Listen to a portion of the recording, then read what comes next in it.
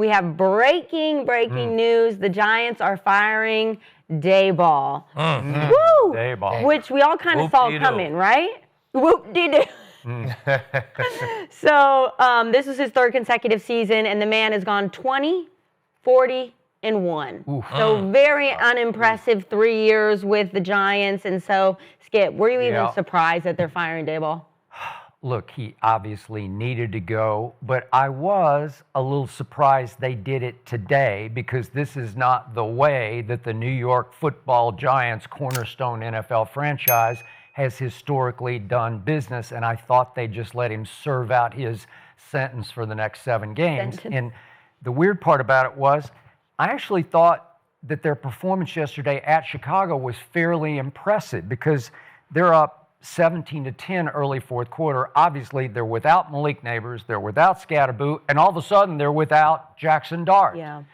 And Russell Wilson came in and finished that drive out. It stalled out, 4th and goal at the 1. Daboll took the field goal to put them up 20-10, and then they blew another lead with 4 minutes to go, and they lose 24-20. But to me, Daboll from the start was the classic example of a pretty good offensive coordinator who just isn't made of the right stuff to be a commanding leader of an entire football team. And he got off to a pretty good start that first year. They went 9-7-1, made the playoffs, went to Minnesota, won a playoff game with Danny Dimes. All of a sudden, Daboll's the toast of New York for a little while. Since that moment, they're 11-33. 11-33. Well, that's fireable, man. That's got to go, need to go now. And yet, the final nail to me was against Aqib's Broncos at Denver when they were up 26-8 with under 5 minutes to go. I said the next day, sitting in this chair, he's got to go after that. You can't blow that lead, even to a very good team in a tough place to play. And so maybe John Mara, who's the CEO and the co-owner, maybe he just said, I just watched another blown lead. I can't see another one down the stretch. And maybe he said, enough is enough. But they don't usually do it this way on a day like today, this with 7 games to go. Yeah, I'm not shocked. I'm not shocked about this one because they've looked good in stretches, but they've blown too many double-digit leads, meltdowns in the fourth quarter. Not shocked by this one because the writing's kind of been on the wall for a couple weeks now. A couple weeks ago, they said Joe Shane would be safe. If anyone were to go, it's going to be Daboll.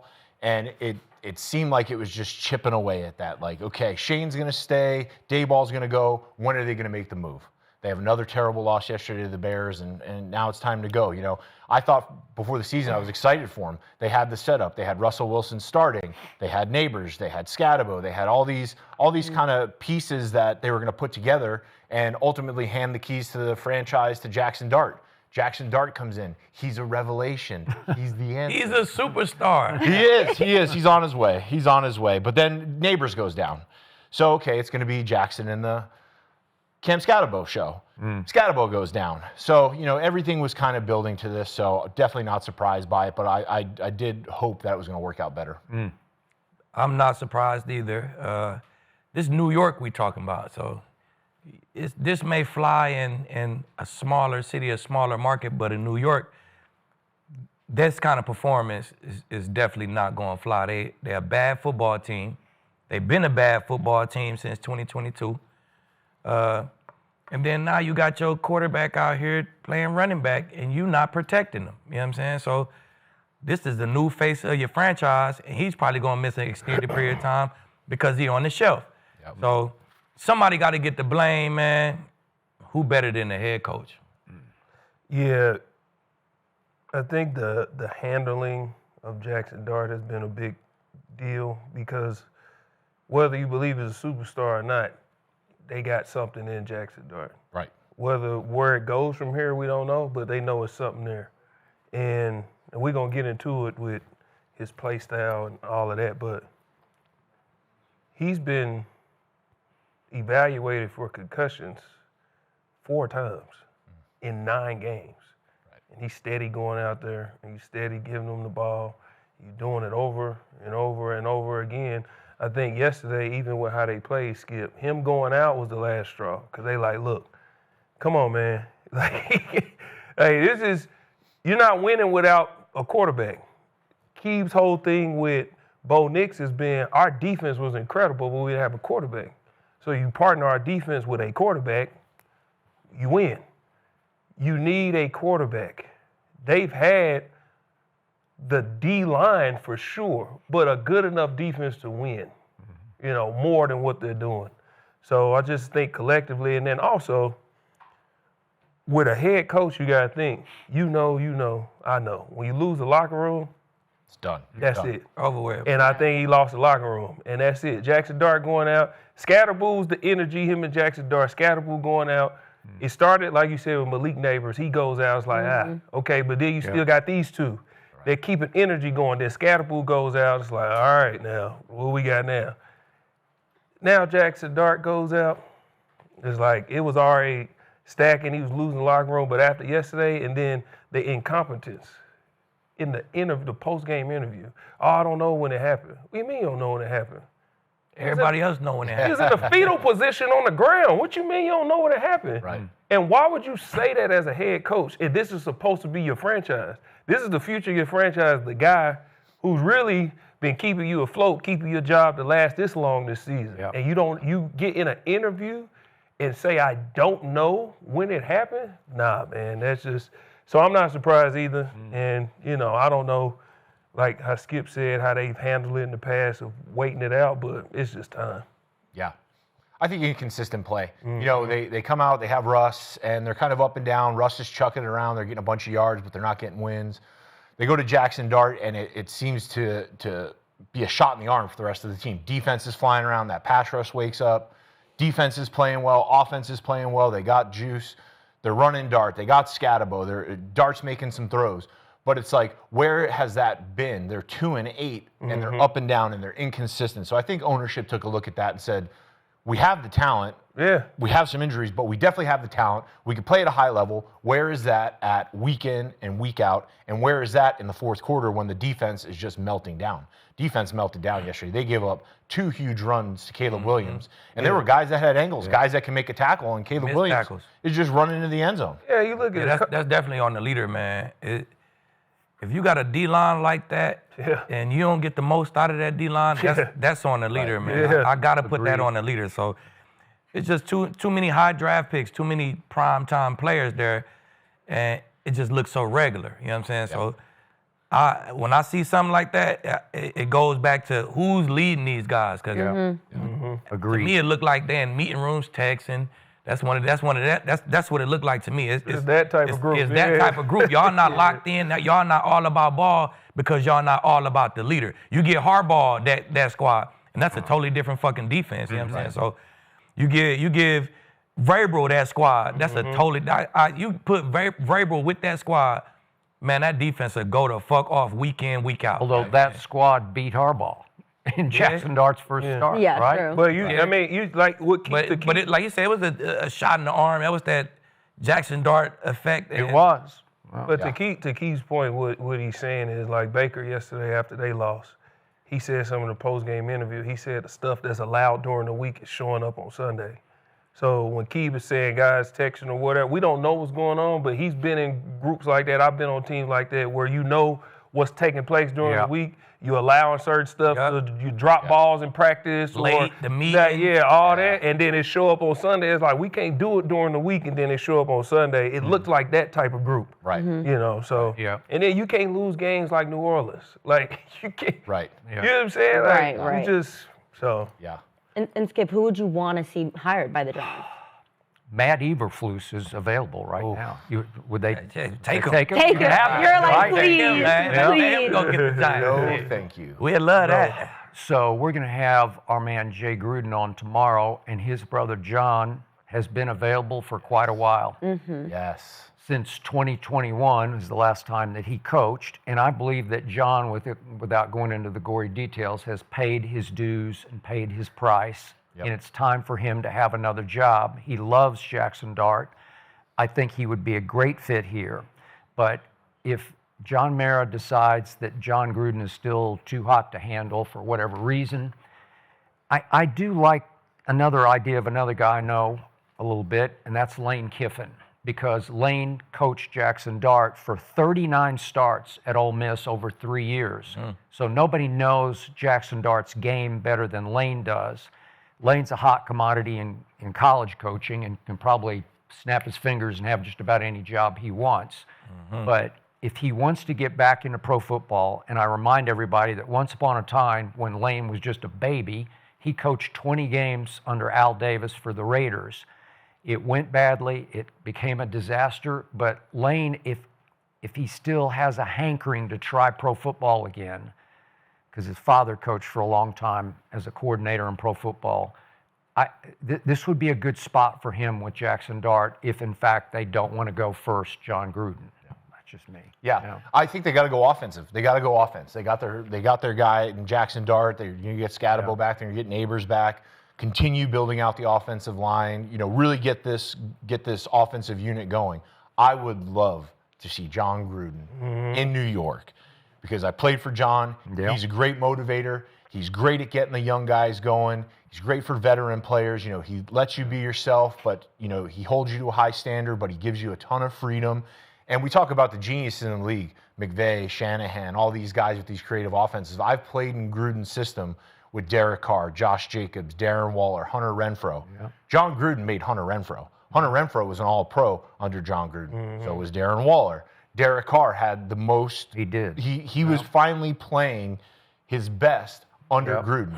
And Gruden has a system where he comes in and Gruden doesn't have a big ego like, this is my system, this is how we're going to run it, you need to do it exactly like this. Gruden's going to come in, he's going to scheme up stuff, he's going to get guys open, he's going to, he really reminds me of Sean McVay. You watch the Rams play, they're scheming up runs, they're banging runs in there, they're running into premier looks. They got all the route tree is completely alive. So I think if Gruden comes in and gives, insight and knowledge to Jaxson Dart, and then Jaxson Dart grows within the system, with Gruden, you have a massive menu at the line of scrimmage. You have code words, you have all this stuff that kind of sets him apart from other offensive coordinators. So I would love to see Gruden. I'd stand up on the table and I'd bang on that table to get Gruden in New York. Every player I've seen on podcasts, they all have positive things about John. They love John. He drafted me. He drafted me in the first round and put the playbook to the side. How he run that building, how he run the facility, how he hold everybody accountable. You know what I'm saying? You're not texting when he's talking. Fuck no. No. Love that. Love that. No, you guys always talk about that. He in front of the room. Yeah. He gonna have every guy attention. His team meetings are second to none. You know Wow. Yeah. They so entertaining. You know what I'm saying? You ain't gonna be thinking about your phone when he going through the opposing team. He going through that team meeting. Who is this guy here? Exactly. He gonna have your full attention. Yeah. He's so prepared, and I think what he does great is he get the max out of all his players, man. Like this, he have an individual relationship with all his guys, and he get the max out of all his players, and I think that's what a good head coach do. And let me tell you why. I rode on the flight to the Pro Bowl one time from LA maybe or Dallas all the way to Hawaii. When we sat down on the plane, first thing Coach Gruden did, pulled out his laptop and his clicker. I went to sleep. I woke up, it was on that clicker. Yeah. Oh, yeah.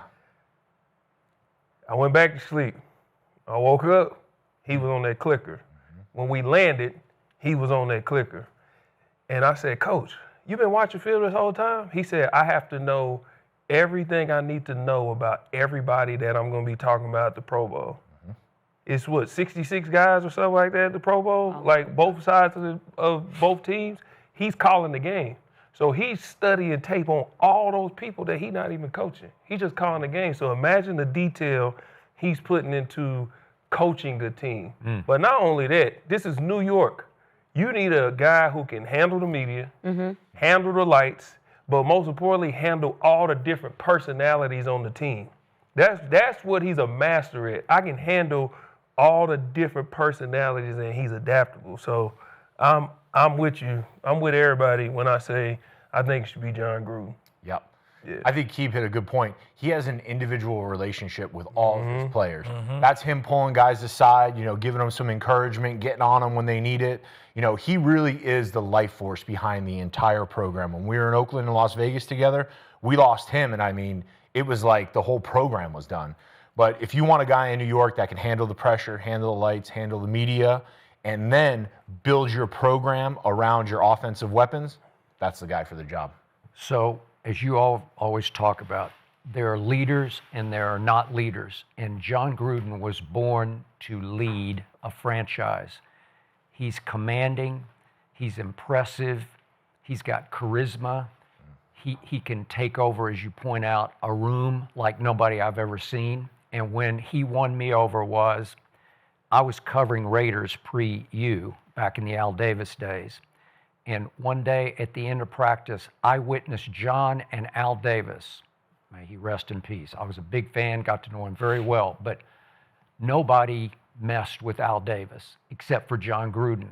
And John went up to Al because Al was intruding in practice and got into a screaming match with him in front of the players. And I thought it was the strongest thing that John could do for the players, because he's saying to the owner, no, I'm in charge, you're not in charge.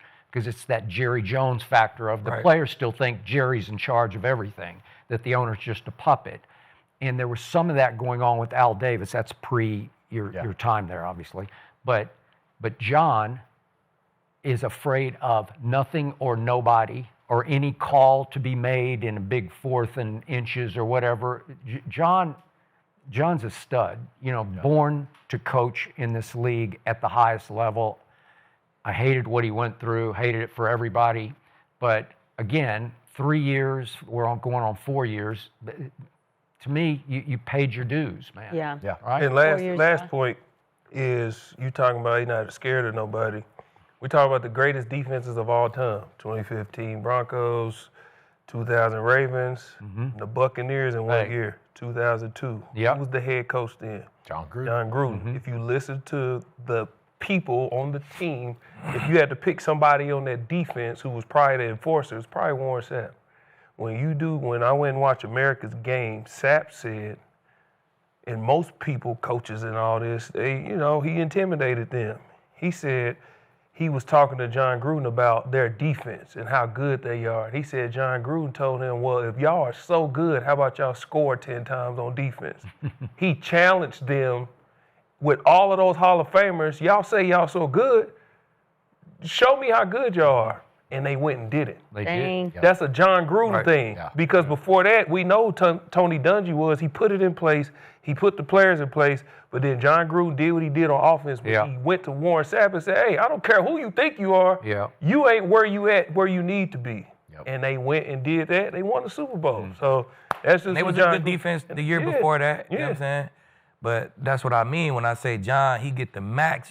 Now they historic take defense. that same defense, and then this year they come and then they make history. You know what I'm saying? So. Well, 80% of the chat said that firing Daboll was the move. So maybe next year for the Giants, they got some hope, right? New coach, get Scatterboo back, have Jaxson Dart, neighbors, maybe they draft well. We might see some life in the Giants next What's year. the other 20% thinking? I know. They're like, we want to keep him. We love a 20-41 record. Ole Miss. Yeah, maybe. Oh. They're saying to fire. To fire. 20% didn't want to fire Daboll. Oh, they don't want to fire him. Huh? But I do want to look at Jaxson Dart because, like you said, this is his 4th concussion protocol of the season. That's insane for a young guy.